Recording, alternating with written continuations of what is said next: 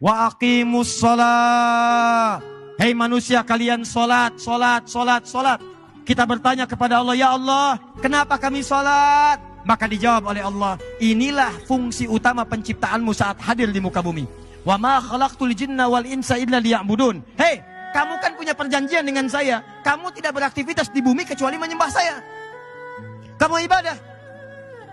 Karena itu ketika kamu sampai di bumi, kamu harus buktikan bahwa kamu itu beribadah kepadaku. Maka diturunkanlah oleh Allah kewajiban untuk ibadah.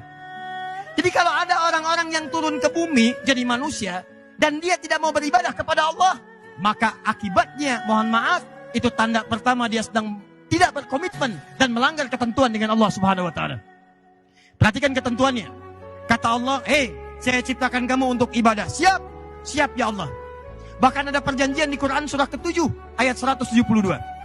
Wa idz akhadha rabbuka min bani Adam min zuhurihim dzurriyyatahum wa asyhadahum ala anfusihim alastu birabbikum. Kata Allah, "Hei, ingat, kamu sebelum lahir ke bumi, kita bikin perjanjian. Saya akan berikan semua kebutuhan kamu. Sakit saya sembuhkan. Maaf kalau kamu salah, saya maafkan. Ampunan kalau kamu dosa, saya ampuni. Butuh rizki, saya berikan. Punya masalah, saya tuntaskan. Punya kesulitan, saya mudahkan. Sepakat? Sepakat ya Allah. Cuma syaratnya satu. Saat kamu nanti terlahir ke muka bumi, kamu harus menyembah saya. Alastu bi rabbikum. Siaplah engkau menjadikan saya sebagai Tuhan yang layak disembah. Maka kita mengatakan, bala syahidna. Kita sepakat ya Allah. Kami siap menjadikan engkau sebagai Tuhan. Nanti kalau kami lahir, kami akan sembah engkau.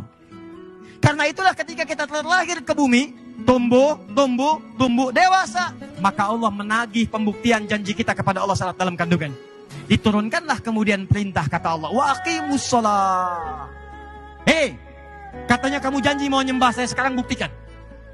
Jangan-jangan kamu sibuk cari dunia, kerja lagi, tapi kamu lupa tugas yang kedua, bahwa kamu harus beribadah kepada saya.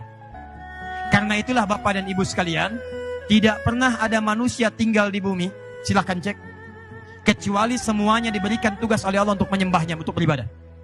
Mau itu manusia biasa, mau orang soleh, mau nabi, sampai ke rasul, sepanjang namanya manusia, pasti ditugaskan oleh Allah Subhanahu wa taala untuk menyembah Allah Subhanahu wa taala. Sekarang saya tanya pada Bapak Ibu, Nabi Muhammad nabi bukan? Rasul bukan? Mulia mana Nabi Muhammad dengan Nabi Isa? Nabi Muhammad. Hebat mana Nabi Muhammad dengan Nabi Daud? Nabi Muhammad. Gelarnya tinggi mana Nabi Muhammad dengan Nabi Ibrahim? Nabi Muhammad. Pertanyaan saya, Nabi Muhammad sholat tidak? Sholat. Nabi Muhammad tahajud tidak? Tahajud. Nabi Muhammad sholat sunnah tidak? Nabi Muhammad baca Quran tidak? Baik, sekarang saya tanya lagi, Nabi Muhammad masuk surga tidak? Masuk. Bahkan sebelum meninggal, satu-satunya Nabi yang sebelum wafat turun satu surat langsung mengatakan surganya sudah siap. Tuh lihat, Nabi Muhammad SAW satu-satunya Nabi dan Rasul yang sebelum wafat turun satu surat mengatakan surganya sudah siap. Inna a'tainakal Muhammad, inna sungguh kami, a'tainaka telah menyiapkan untukmu. Bahasanya fi'il madhi. Fi'il madhi itu sesuatu yang menunjukkan telah selesai, siap, tuntas, pasti. Inna a'tainaka, kalimat Qur'annya bukan inna nu'ti, tapi inna a'taina, kami telah siapkan untukmu al-kautsar, semua kenikmatan terbaik di surga. Tapi apakah ketika dijamin masuk surga selesai? Tidak.